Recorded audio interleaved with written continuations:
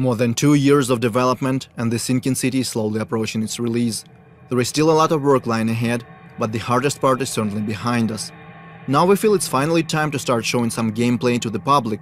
Luckily, we have a few great opportunities to do it, with gaming events like GDC and EGX Rest being right around the corner.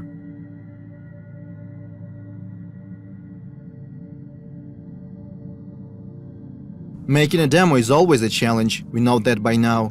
Our goal is to show as much diversity as possible, diversity of our gameplay features and cultural aspects as well. For these purposes, and also to introduce and explain our mechanics, we are creating a completely new quest line. So let's jump back to November, when our work began. Our narration team comes up with a story of a missing person. Depends on the kind of job that you're offering. My husband, Harry Evans, has disappeared. It ties together our gameplay features as well as that Lovecraftian lore. At the same time, our concept artists and level modelers start working on the gameplay area. The quest is designed to take the player across different city districts: Rich, Poor, the Harbor Zone and the others. At first, the plan was to put together a small separate map just for GDC, but we quickly realized we didn't want to make something we would never use in the future. So we agreed that the quest should take place in the actual city. The problem is our full map is far from finished. It already has streets and buildings, but is lacking those small details that make a city feel alive. To negate that, we decide to border off the gameplay area and spice it up a little, add points of interest, vehicles, landmarks, and of course our monoliths. So now we have a more or less finished and polished part of the map that we can use in our final product. Things are going smoothly. Obviously, different bugs and glitches keep popping up like crazy. Sometimes the hero wears 2 hats, sometimes a floating object stop being floaty, and don't get me started on strange collisions. But we always manage to fix them in no time. However, there is one big problem that we have struggled to sort out for months: lighting. In our previous demo we used static light maps and baked them into the textures. That was a difficult and resource-draining process, so in our game we eventually decided to switch to dynamic lighting. It works great, yet we still cannot pinpoint the right tone and colors that we want to use in the sinking city. To solve that problem, we reach out to professional photo artists in Kyiv.